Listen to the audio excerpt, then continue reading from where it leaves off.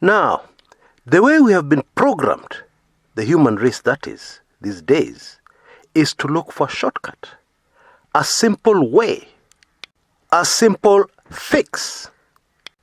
Suddenly, you have no electricity in your house. You're not an electrical engineer. You don't want to understand electricity. You want a simple fix to get your power back as soon as possible. And you can see your neighbors have power. And you have paid. So you call your old friend from school, who is an electrician. He is very far away, but you want him to tell you, touch this, do that. And you follow his instruction, quick fix, your power is back. Nothing wrong with that, according to me. However, this attitude has crept into the way we think and the way we learn about life. We want a quick fix to all our problems.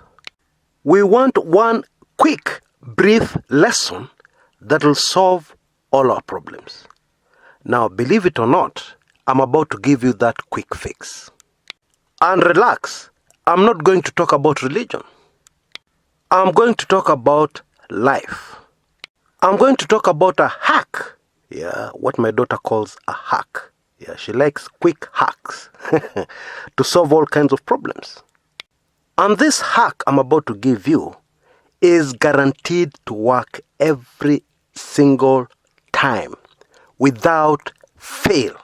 And you'll understand why when I tell you what it is. And please don't get put off by the word I use, which many of us hate. Just hear me out, because it works every single time. Because we all know, when you hack into a computer system, you can do anything you want within that system. You're inside the system. And kindly also allow me to start by illustrating the sheer power of this hack. Now, I discovered very late in life that I was very fortunate to have grown up in a family that owned a vehicle, a car. My parents were not rich, but they were civil servants. Therefore, they had access to something called a loan. In fact, both my dad and my mom were civil servants. And so I grew up knowing that if a car stalls, you push it and it starts. But one day, my kid brother embarrassed me. I had not driven a vehicle for a number of years. And during those years, there was a transition from the old type of vehicles to automatic vehicles. And so we were up country somewhere, and my dad's vehicle stalled. And I suggested, what I already knew, let's push it. And he laughed, because the vehicle was an automatic pickup. What I was suggesting worked with manual vehicles. This was an automatic transmission vehicle. And what I did not know at the time is that the authority in a vehicle had been transferred to something called the battery. And so if an automatic vehicle stalls, you deal with the authority, the battery. You jumpstart the battery. And you need another source of power, another battery, to jumpstart your battery. Then your automatic vehicle will start. Now, if you doubt for a minute, because I'm not an expert in mechanical engineering, I'm not an automotive engineer. If you doubt for a minute that this authority has been transferred to the battery, then take the following scene. You're speeding down the road. In fact, it's downhill. And then suddenly, your vehicle goes off. The engine goes off. And you're traveling at a very high speed. And suddenly, you see a cow crossing the road.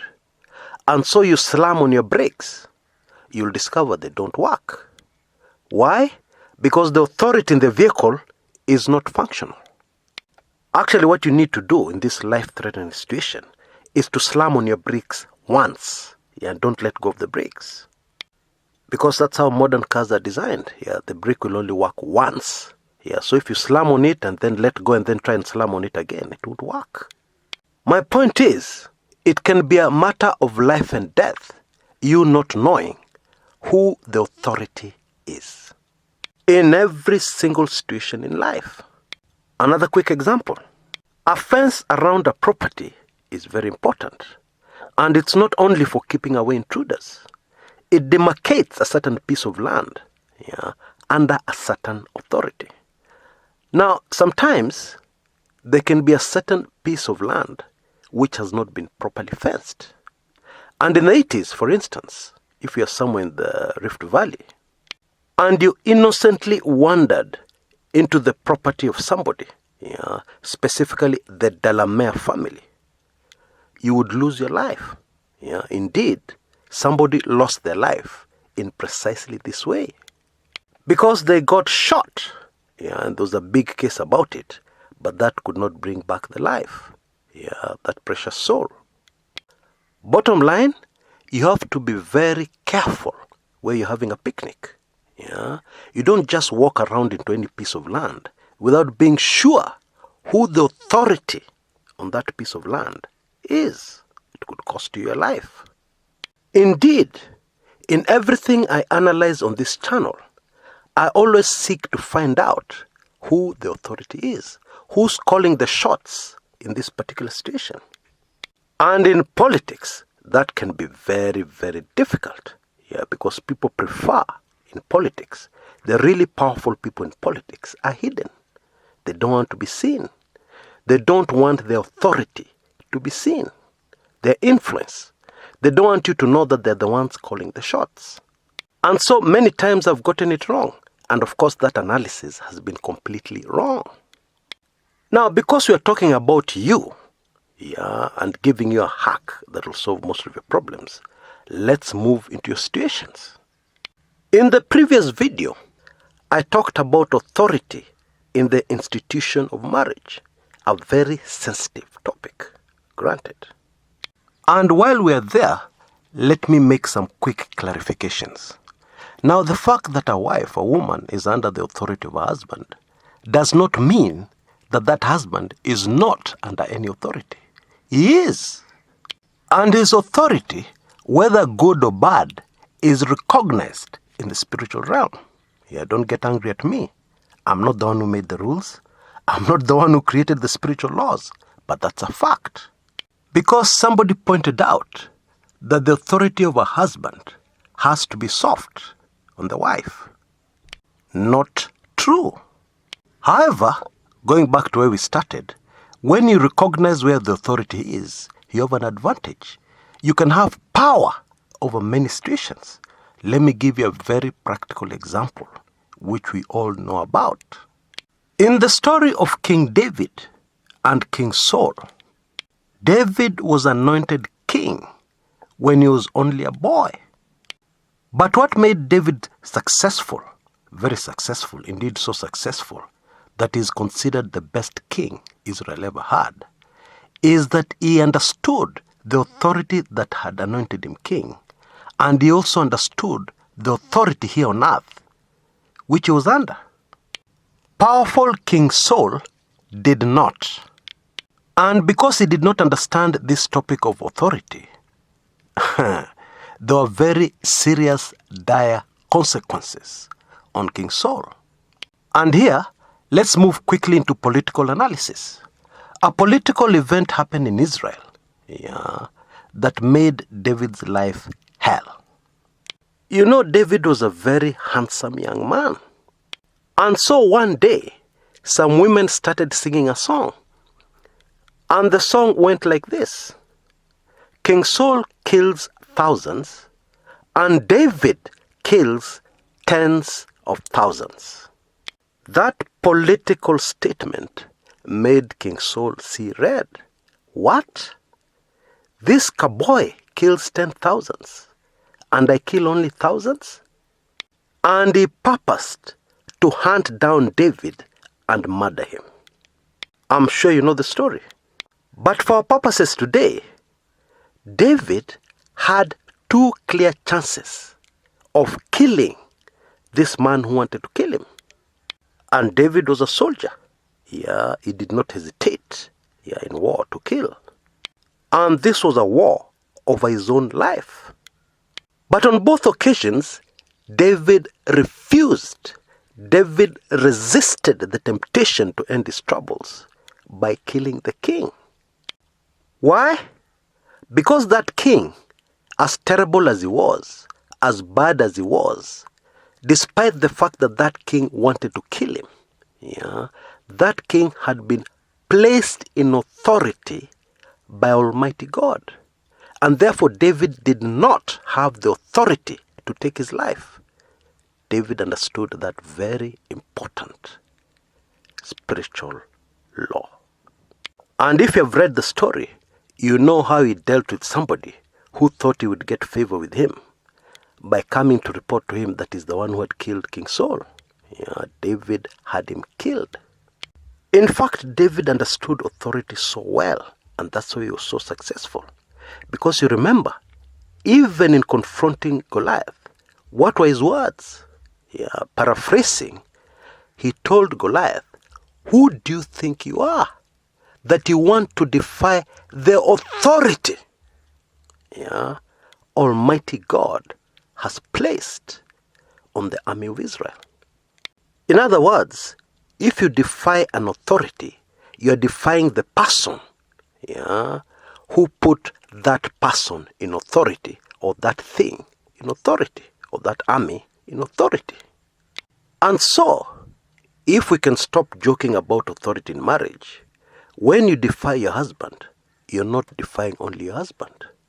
You're defying the one who put your husband in authority over you.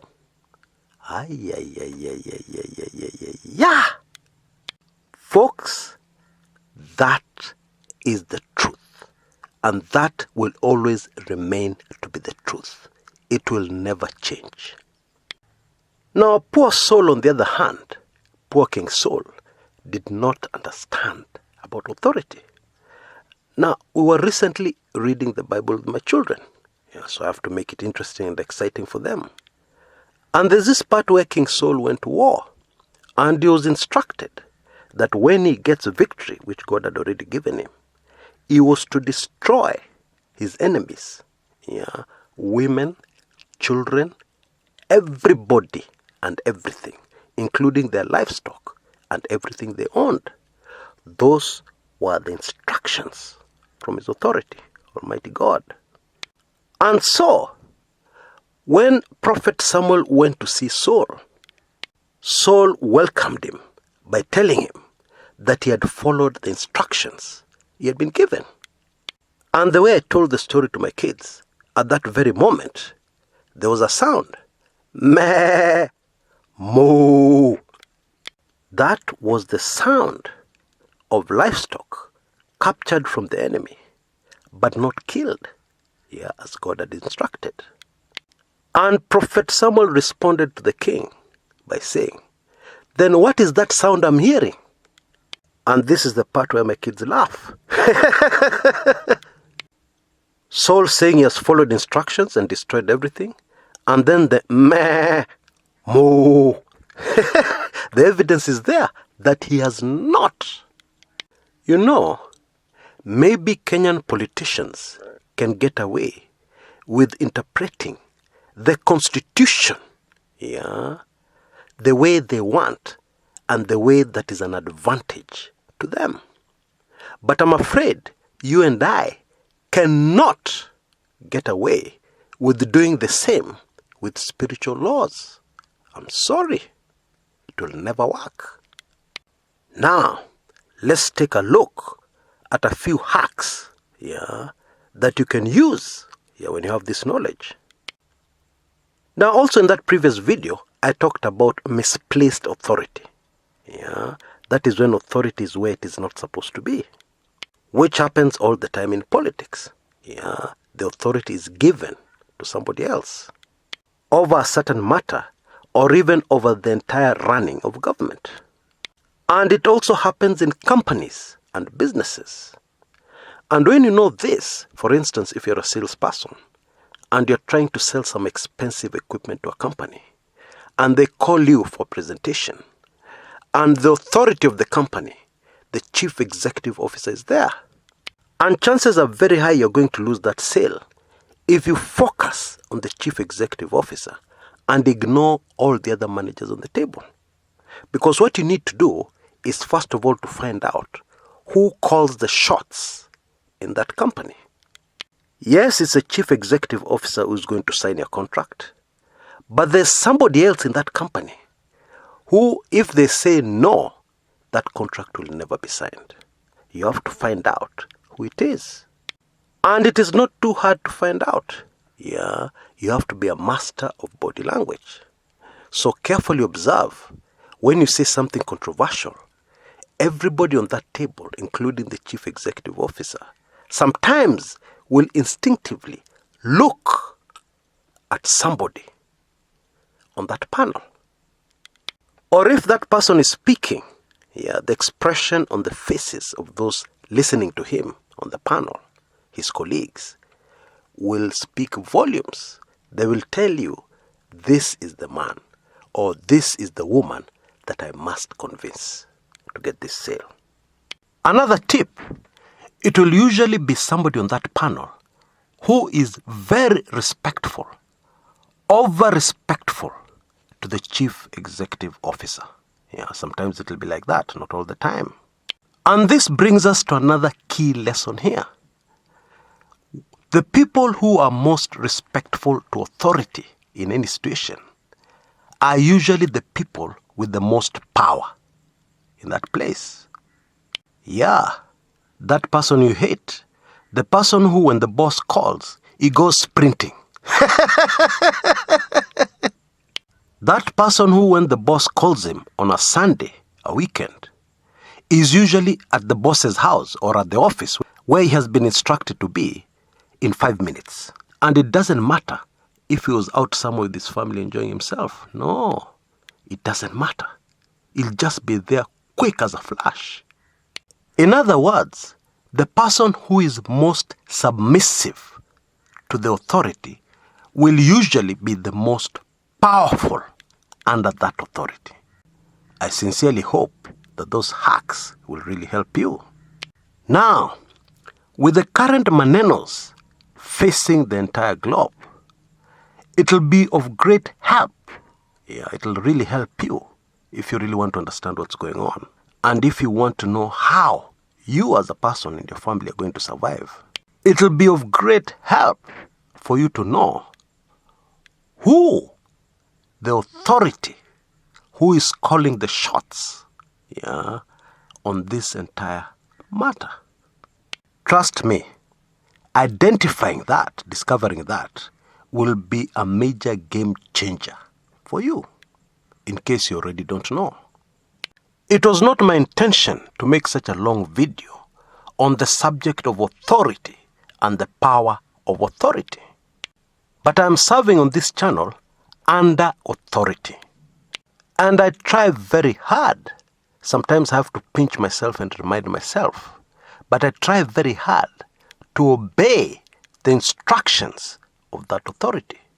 I'm not always successful, but I try very hard. So my strong advice and recommendation to you is don't hate the subject of authority. Study it carefully. Study it for a long time and learn how to use that authority to your benefit. Learn how to use that authority so that you can succeed the way King David succeeded. Always remembering that the spiritual law of authority will never go away. It rules and controls everything. We live in Africa where there's a lot of witchcraft. And perhaps you fear people will do bad things to you. Remember, if you're properly submitted to authority, there's nothing they can do to you. Because they'll have to first of all deal with the authority which you're properly, very properly submitted to. And there's absolutely no confusion when it comes to matters of authority. You're under the authority of your parents until you become an adult. For instance, you married a man who is controlled by his mother. and his mother tries to control you, you cannot be disrespectful to her, but you can be firm and nothing will happen to you. You're not under her authority. Never ever. You will never be under the authority of the parents of your husband. That will never happen. And even if they curse you or they say they've cursed you, nothing will happen to you because they have no authority over you. You need authority to curse. And if you're such a man where your dear mother controls your wife, then you have to be careful. If your mother is getting sick all the time, diseases that do not have a cure, then you need to be aware that it is highly likely that the problem here is misplaced authority. You parents who try to control the marriage of your children, be aware that there are consequences, including sickness and premature death. What God has put together, let no man throw asunder. It doesn't say, let no man throw asunder apart from the parents. No. Nobody and nobody should ever interfere in a marriage. And if you do, expect consequences. Very serious spiritual consequences. And something else very important to remember. If you interfere, want to take the authority of Almighty God, trust me, ultimately you can only expect the consequences of Goliath, who was a powerful, very strong giant. Because if you defy the authority of your husband, because you hate authority, and you hate authority because you don't want any authority over you, then what you're saying is that you want to be God, because Almighty God is the only one who has no authority over him. So if you hate authority, what you're actually doing is that you want to be God. You and a fallen angel called Lucifer are exactly the same. That, my dear friends, and I love you very much, that is the truth. Until next time, this is Chris Kumekucha.